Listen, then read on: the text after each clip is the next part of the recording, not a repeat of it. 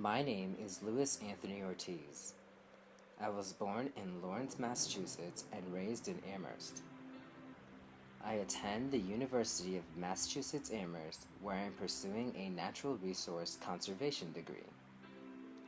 I volunteer at the U.S. Fish and Wildlife Regional Office in Hadley, Massachusetts, where I learned about SCA. I applied to SCA because I really wanted to gain experience in my field and take my love for the environment and wildlife and make it into a career. I was off to orientation in Fort Myers, Florida. The first night was a little shaky. I had to go to the hospital due to an ear infection after flying, but I quickly recovered. I'm sure Justin Shaw will never forget that night at the hospital, though. We traveled every day to the Ding Darling National Wildlife Refuge in Sanibel Island, Florida.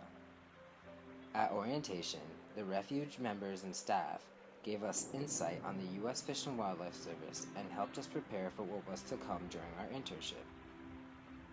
Although there was a lot of sitting, there was a lot of fun as well. Some of the refuge workers showed us what they would do on a typical day.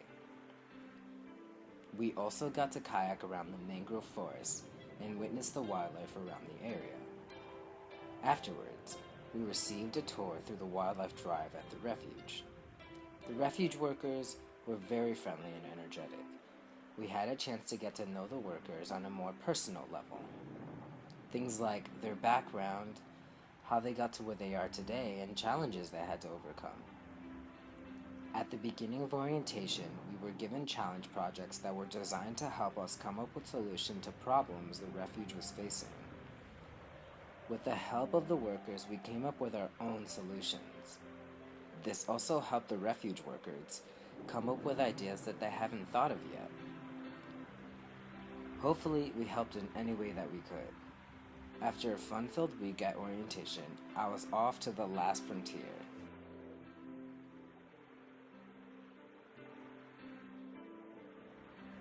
When I think of Alaska, I think of a lot of snow and cold weather. Well, that was the case the first part of the internship.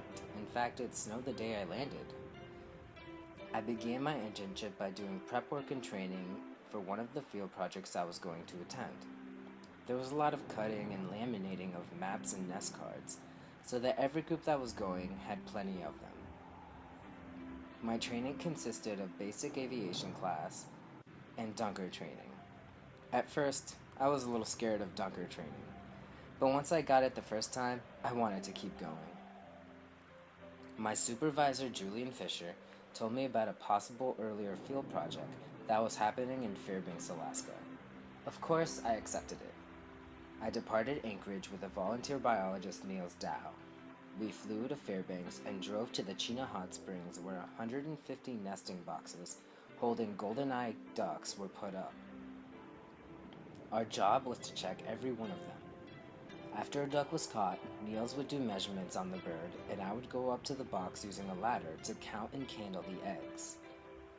This gave us how far into incubation the birds were in.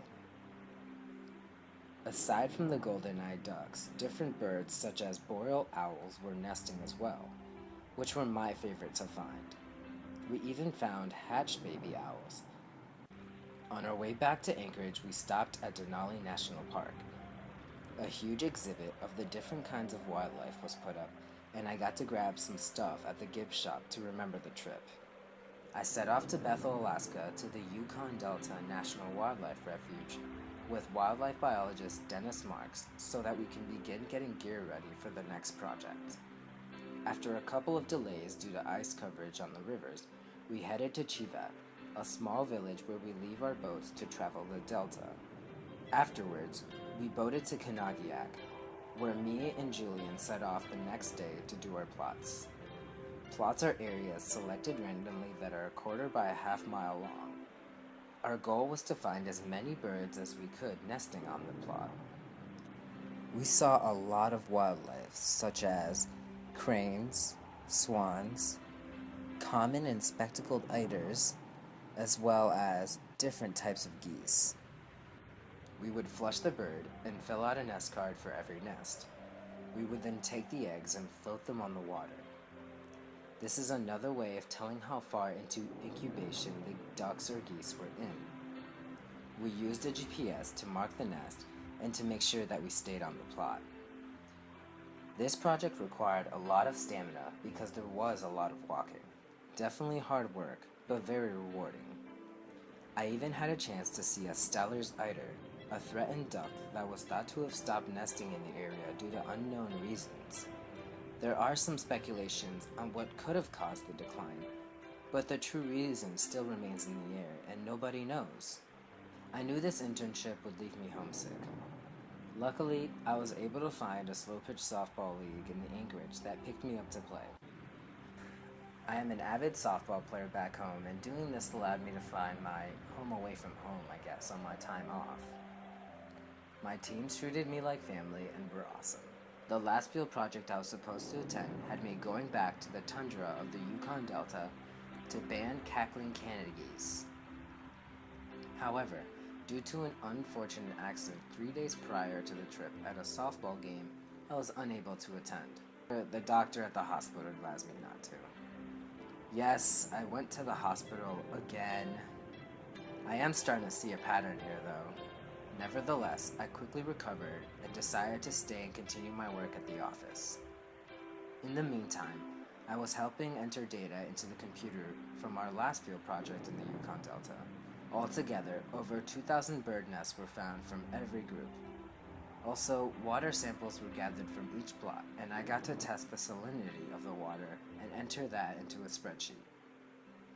I also helped fellow wildlife biologist Tim Bowman with a project he was working on which required me to count birds on pictures that look like this, taken by him and other wildlife biologists. So after a few bumps and bruises and a couple of trips to the hospital, my internship turned out awesome all in all. Never in my wildest dreams would I have thought I'd be interning in Alaska. The knowledge and wealth this place has to offer is amazing, and I know there's still much more to gain from it. I want to give a special thank you to Julian Fisher for selecting me and allowing me to have one of the most memorable summers of my life. There were so many great things about this internship, but one thing stands out the most. The greatest part for me was all the friends I made, all the people I met, and all the great times I had with them. From the beginning of orientation all the way up until now, I felt as though I was taken in by a new family. And at the end of it all, that to me was the most priceless. Thank you, SCA and U.S. Fish and Wildlife Service, for this once-in-a-lifetime experience.